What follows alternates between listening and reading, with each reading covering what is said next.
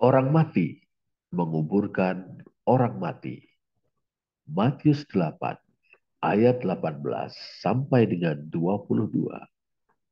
Saudara, ketika seorang ahli Taurat mengutarakan maksudnya kepada Yesus, ia berkata, "Guru, aku akan mengikut engkau kemana saja engkau pergi." Ayat 19. Nampaknya sudah jelas, niatnya sudah bulat, dan itu luar biasa. Sebab seorang yang terpelajar dalam Taurat, dan dengan demikian seorang guru, seorang pengajar, memutuskan untuk berguru kepada seorang guru desa dari Nazaret di Galilea. Berguru dengan mengabdi, ia menyatakan kesediaannya. Tetapi saudara, Yesus menanggapinya bukan dengan nada antusias. Alih-alih menyambut niat tersebut dengan gembira sembari menyemangatinya, Yesus malah bertutur, "Serigala mempunyai liang dan burung mempunyai sarang, tetapi anak manusia tidak mempunyai tempat untuk meletakkan kepalanya." Ayat 20. Kedengarannya sungguh suatu sambutan yang sangat mengecewakan. Lagi pula terasa janggal.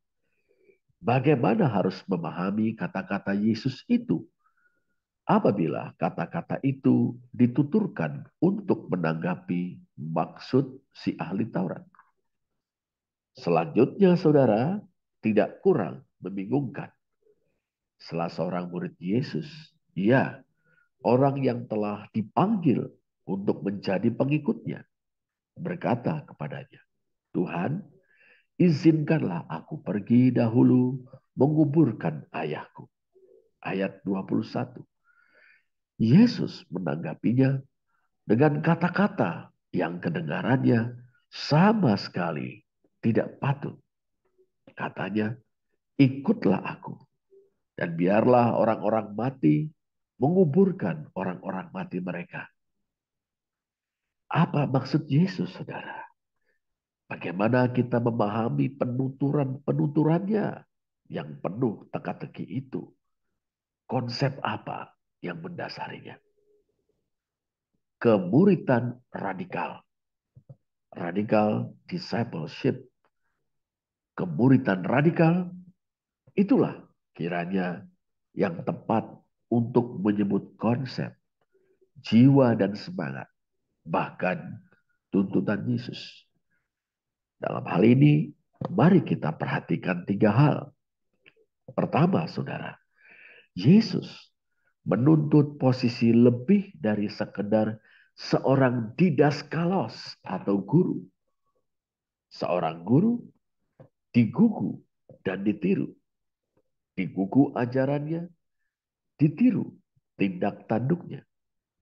Dan dalam Yudaisme, ditaati dan diabdi oleh para muridnya. Tetapi saudara, Yesus menuntut lebih dari itu.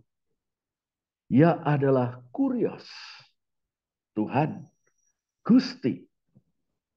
Ia mengklaim ketuhanan atau the lordship, kedaulatan atas para pengikutnya.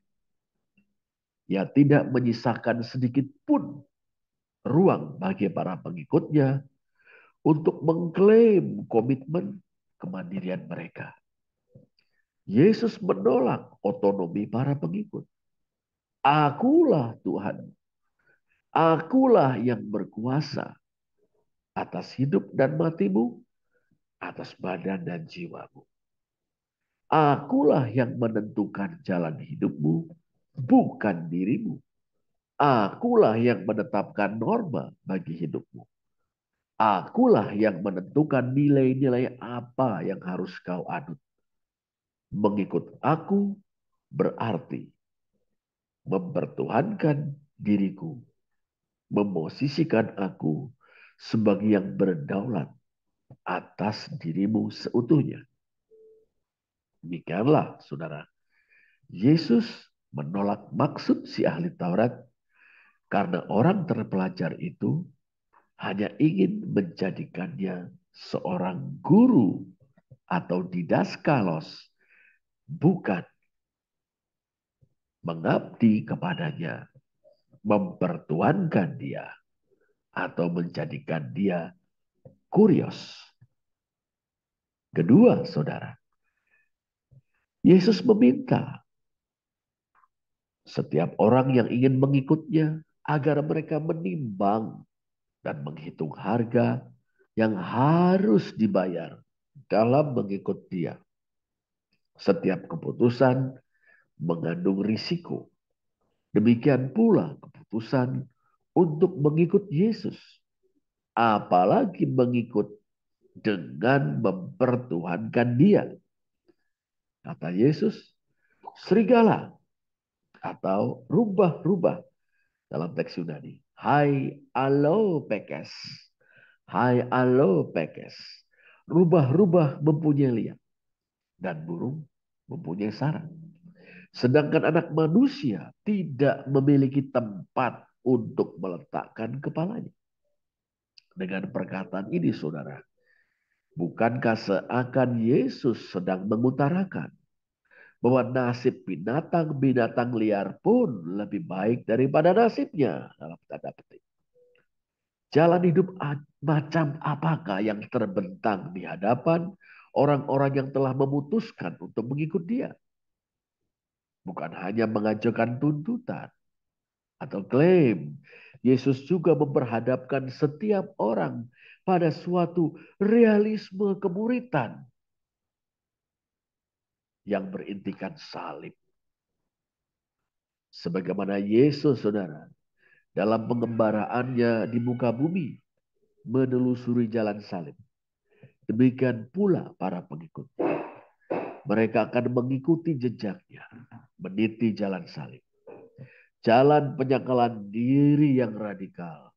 Jalan kerelaan dan ketabahan memikul akibat-akibatnya.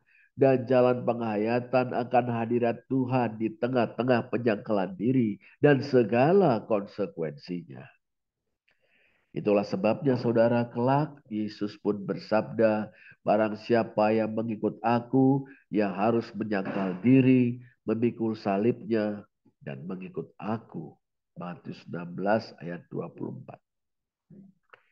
Yang ketiga, saudara, Yesus menegaskan bahwa tidak ada jalan kembali untuk orang yang telah memutuskan untuk mengikut dia. Sebelum engkau memutuskan mengikut aku, perhitungkanlah dengan saksama harga yang harus kau bayar. Segala konsekuensinya, seakan ia berkata. Sebab sekali engkau memutuskan untuk mengikut aku, itulah jalan yang harus kau tempuh seumur hidupmu. Tidak ada titik balik, tidak ada kata berhenti, tidak ada jalan untuk pulang atau kembali. Bila kita membahasakannya dalam pertanyaan retorik, saudara, bagaimanakah engkau bisa berhenti apabila engkau terus melangkah? Bagaimanakah engkau bisa kembali apabila tidak ada jalan untuk kembali? Tidak ada titik balik. Tidak ada jalan pulang, tidak ada jalan kembali dalam mengikut Yesus. Dalam pengertian inilah, saudara, kita memahami perkataan Yesus yang kedengaran sinis kepada murid yang berpamitan kepadanya itu. Biarlah orang mati menguburkan orang mati mereka. Perkataan tersebut bukan sebuah ungkapan ketidakpedulian atau sikap yang tidak berperasaan tanpa empati, tidak. Perkataan tersebut juga bukan sebuah anjuran kepada anak-anak untuk tidak berbakti kepada orang tua. Tidak.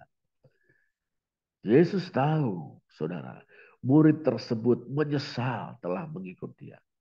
Dan ingin kembali kepada kehidupan yang lama. Dengan sopan murid itu mengajukan dalih yang kedengaran mulia, yakni bakti terakhir kepada orang tua. Izinkanlah aku pergi dulu untuk menguburkan ayahku. Tanggapan Yesus, saudara, bukan sekedar berarti biarlah orang yang mati secara rohani atau hidup dalam dosa menguburkan orang yang mati jasmani atau jenazah. mayit. Ini tentu saja benar. Tetapi perkataan ini membidik sasaran yang lebih jauh. Engkau sudah memutuskan untuk mengikut aku. Dan sekarang engkau ingin berpaling. Apapun alasanmu, tidak ada titik balik, tidak ada jalan kembali.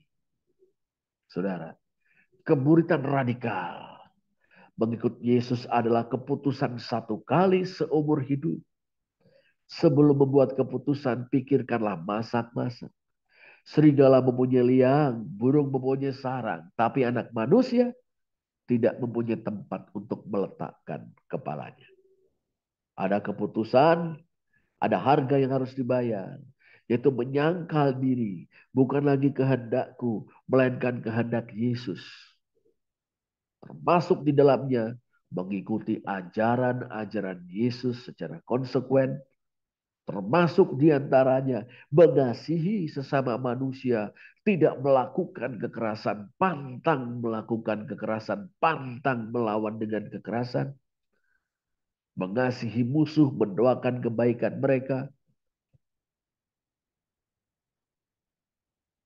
menyangkal diri, saudara-saudara.